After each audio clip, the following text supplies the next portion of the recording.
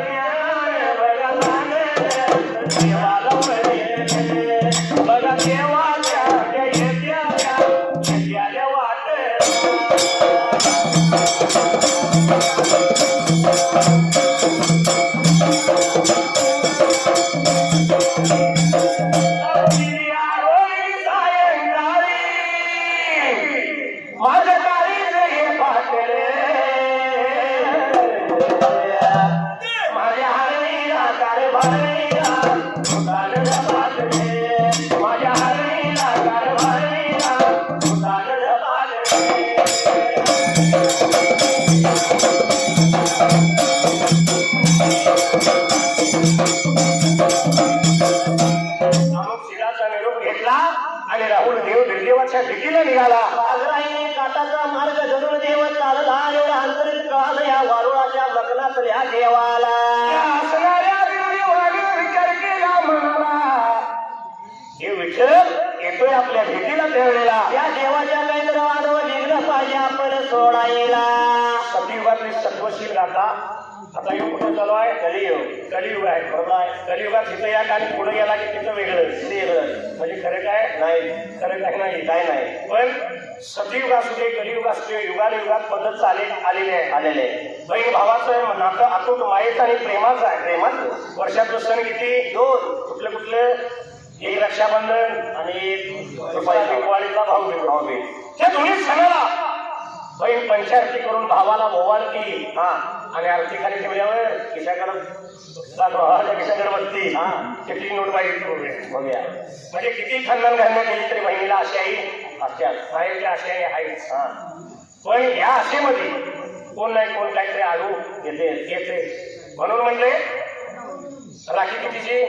1-2 किंवा 10 रुपयाची. 5-10 रुपये लय तर 20-25 रुपये. बरोबर. साडी 500 पासून 1000, 2000, 3000 तरी ती मनाला येते.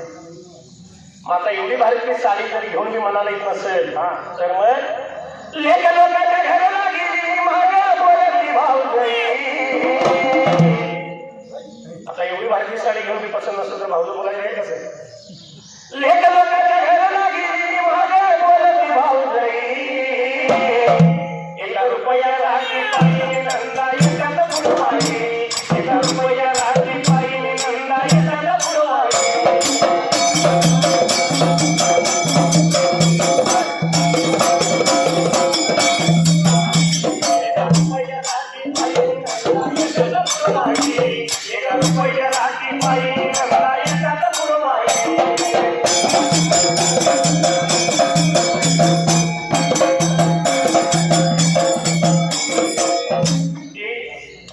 आणि बापाच्या राजात असणारी माहेरपणाला गोडी वेगळी आणि भाऊ भाऊच्या राजातली ही गोडी बघा भाऊजूची कुरकुर. कारण एका रुपयाच्या राखी पायी नंदा येतात बुडवाई हे भाऊजूच म्हणलं बरोबर आहे. पण बहिणीची आशा काय माहेर आपल्याला मिळावं आणि माहेर करायसाठी हौशा बहिणीला हौशा असा बंधुल्या असावा सरांच्या सारखा आणि बंधुल्या असावा आणि दुनिया सारीला शिकावा. बंधुल्या असावा आणि दुनिया सारीला शिकावा.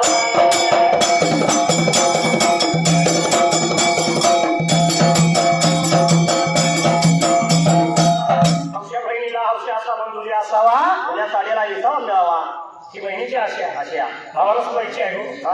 बहिणीला माहेर करायचं पण अगदी उंचीत महागाईचं म्हणून भाऊ ते माहेर करायला जात असताना बहिणीला सुद्धा काय वाटतं बघा.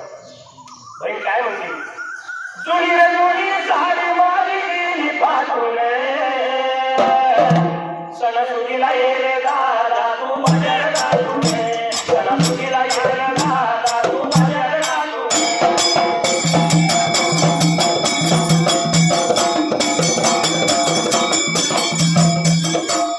सणासुदीला बाजाराचा दिवस टाकून तुझा जाईये.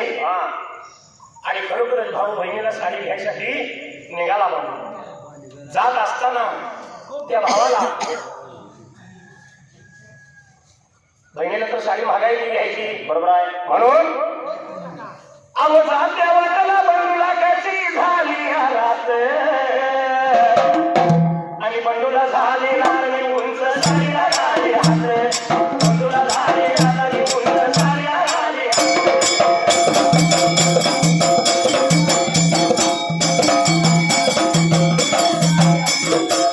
बाजारात भाऊ गेला उंच साडीला हात घातला. महागाई साडी घेतली महागाई घ्याय नाही हात घातलाय पण सर कुणाच्या तर हातात कासरा असतो लगेच कासऱ्याला बोट लावली.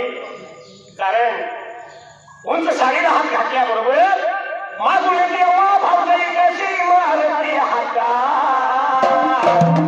अवलय भारतीय घेऊन नका आणि बाजार कराया पैसे नाका. अवलय भारतीय घेऊन नका बाजार कराया पैसे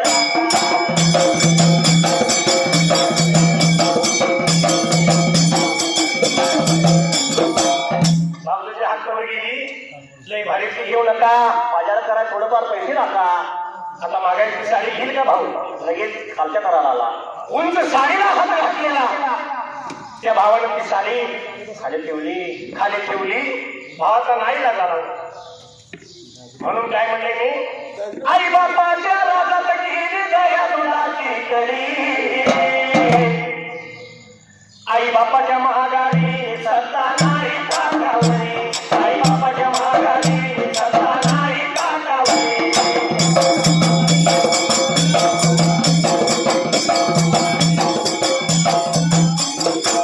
भावानं साडी खाली ठेवली भावाचा नाईला झाला बरोबर आहे. कारण भाऊजून हात मारली ना लय भारी घेऊ नका बाजार करायला थोडेफार पैसे राहता.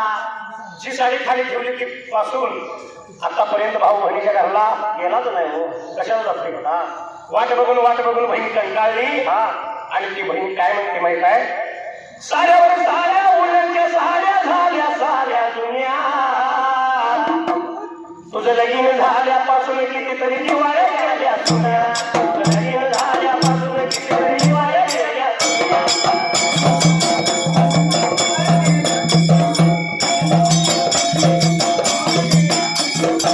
वर्षी गावात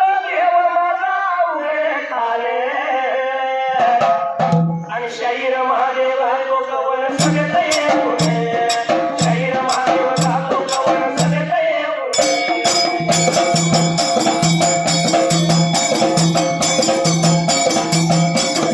कमाल झाली स्वप्नात आली आणि मुखर्जी नटी सर म्हणाला हा पण सर साखर निघायचा कशाला एक नटी मिठी माराय पण एक महिन्यानं चाल म्हणून अहो कमाल झाली स्वप्नात आली आणि मुखर्जी नटी त्या नटीनं मारली मिठी भोग्याला नटीनं मारली मिठी नटीनं मारली मिठी भोग्याला नटीनं मारली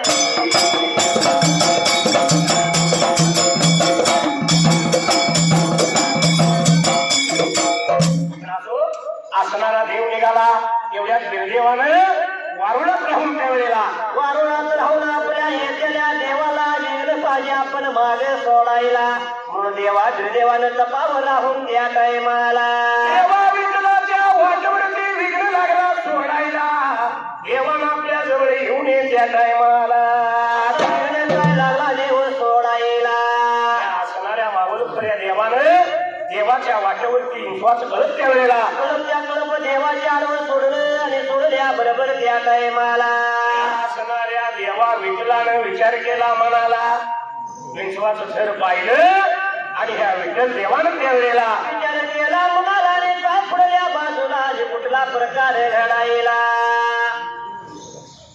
या ठिकाणी या भादोरी गावचे सर्वश्रेष्ठ जुनेशाही पांडुरंग मामा माने याने आपल्या होळकर मनासाठी 51 रुपयाची भेट दिलेली आहे त्याचबरोबर सचिन माळी सांगली यांनी 101 रुपयाची भेट दिलेली आहे आपण आपल्या होळकर मनाच्या वतीनं आभारी आहे धन्यवाद देवा विठ्ठलानं त्यावेळेला विघ्न लागला निंबळी आडवं लागला सोडायला कुकुटास्त्र निर्माण केले त्याची प्रेरणा केली असणारे सर्व विंचू त्या टायमाला देवानं काय करून घेतलं त्या टायमाला चटा कोंबडे तसंच खाऊन टाकलं हा प्रकार पाहिला आणि देवा देवानं त्यावेळेला ज्ञानानं त्यानं पायाला पाताळ नगरी वे, बळगा पाताळ नगरी वे, शेषे वासुकी, शेषे वासुकी सारे.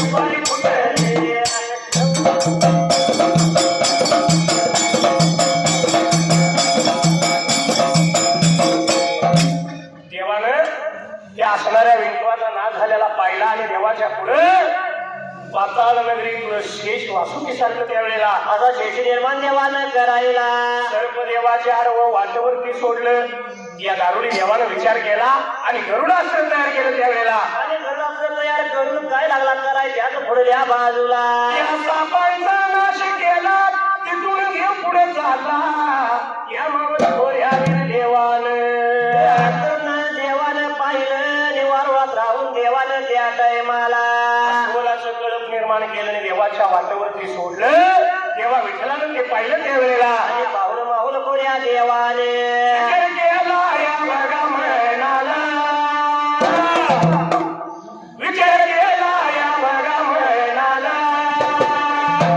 विठ्ठल या बघा देवाने विठ्ठल या बघा देवाने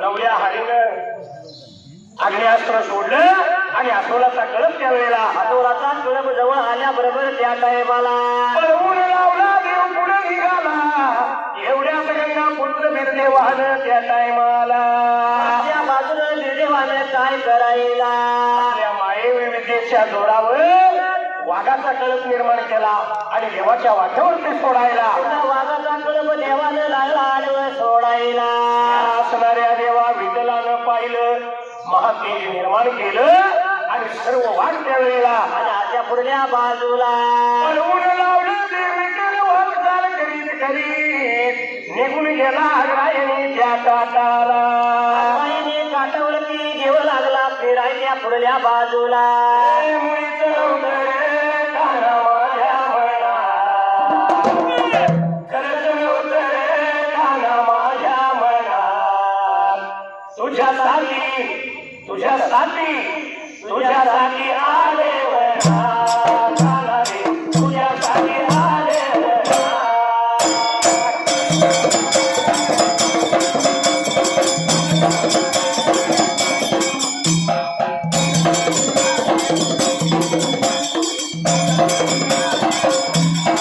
तुझ्यासाठी आले वना एका रे तुझ्यासाठी आले वना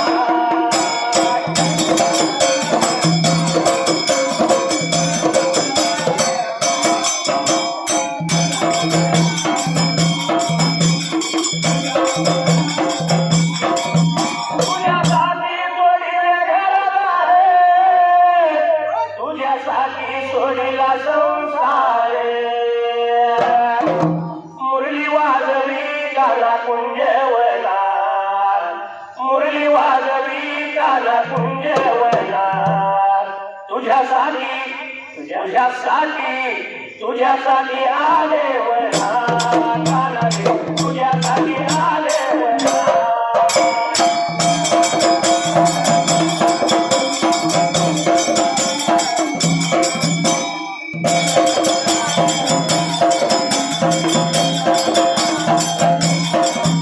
तुझ्यासाठी आले वना एका रे तुझ्यासाठी आले वना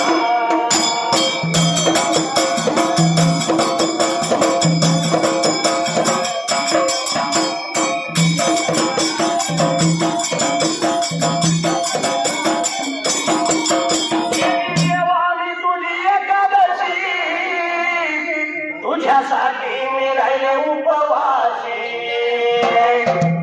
मुरली वाजवी गाणा कुंजवना मुरली वाजवी गाणा कुंजवना तुझ्यासाठी चांगले सरांच्यासाठी म्हणून आहे चांगलं मैदानाला कधीच नाही काही घेणार होतं सुपायला असेल तर गाणं तुमचं एक म्हणलं असेल पण मैदानाला म्हणले तर पहिल्यांदा म्हणून म्हणले तुझ्यासाठी आले वना काना रे तुझ्यासाठी आले वना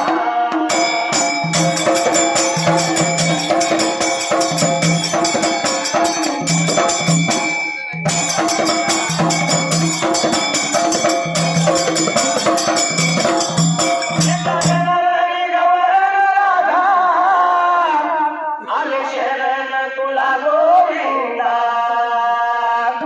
मुरली वाजवी काना कुंजवना मुरली वाजवी काना कुंजवना तुझ्यासाठी 1, 2, 3 शायर एकत्र आहेत ह्या शायरांच्यासाठी का तुझ्यासाठी आले वना काना रे तुझ्यासाठी आले वना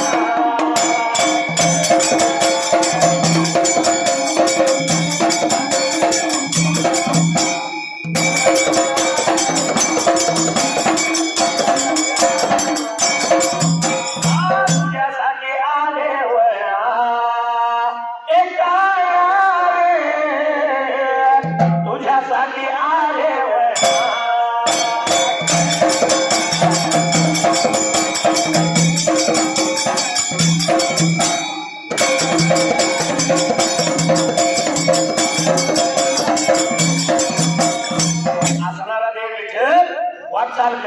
वाटचाल करीत त्यावेळेला आग्राहीने काटा बसून देव पोचला आणि त्या आग्राहीने काटावर देव लागला खेळायला. चंद्रगोटी वारुळ वाटलं पाहिलं आणि वारुळाच्या दिशेने देव वारुळाजवळ निघून जायला चालाला आणि चालीत पंढरीचा भगवान निघून गेला त्याजवळल्या बाजूला. म्हणून वारुळाजवळ बोलतो देवादर देवाला, हे देवादर देवा आपली माया पुरी करा, मी आपल्या भेटीसाठी आलोय, मला भेट द्या. त्यावेळेला असं कळवळून देव लागला बोलायला. वारुळातून काहीच शब्द बाहेर येईना. देव निर्देव ध्यानात निमग्न झालेला, नामस्मरण सुरू होतं, देव काय बोलणार. म्हणून वाट बघून या विठ्ठलानं त्यावेळेला त्या नवल्या हरी विठ्ठलाने काय करणे करायला. धरला हाताला गार, पावा धरला हाताला वाजवाया पावा वाजवाया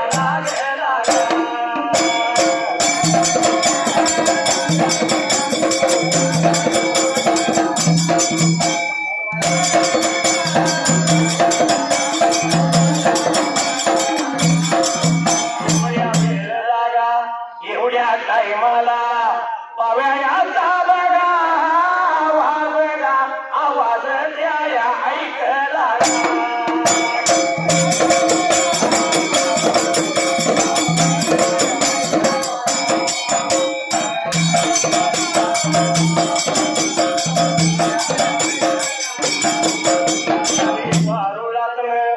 त्या वारुळातून एक भुजंगा सर्प बघा बाहेर त्या पडला.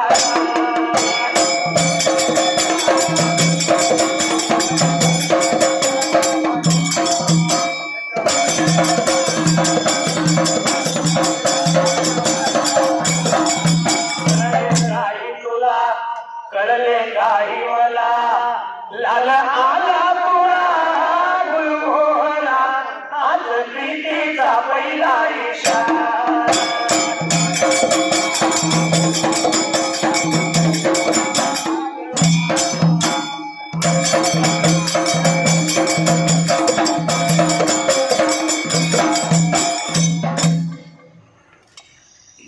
देवा विठ्ठलानं पावा वाजवायला सुरुवात केली. पावाचा आवाज ऐकल्या बरोबर त्यावेळेला वारुळाच्या मगनातून देवा बिरदेवाला ऐकून जायला तेव्हा बिरदेवा म्हणून त्या टायमाला भुजंगाचा अवतार देवाने धरला त्यावेळेला. एक शेष बाहेर त्यातून यायला देवा विठ्ठला मोर लागला डुलायला, देव विठ्ठल लागला त्याला धरायला. पण सर्प काय गवसना देवाला. असा देवाचा आणि त्या सापाचा पाठशिवणीचा खेळ 3 दिवस चालला त्यावेळेला. त्या वनाच्या काळात पाठशिवणीचा खेळ चालू झाला त्या टायमाला.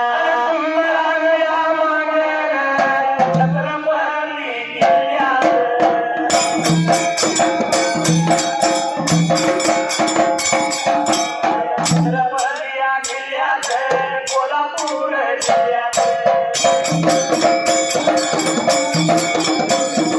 कोकणाच्या खोऱ्यात वाशिरावरही खोऱ्यात माझ्या गावाला त्या गावावरील बाजूला पुण्या महाराष्ट्राला कार्याच्या गुलाला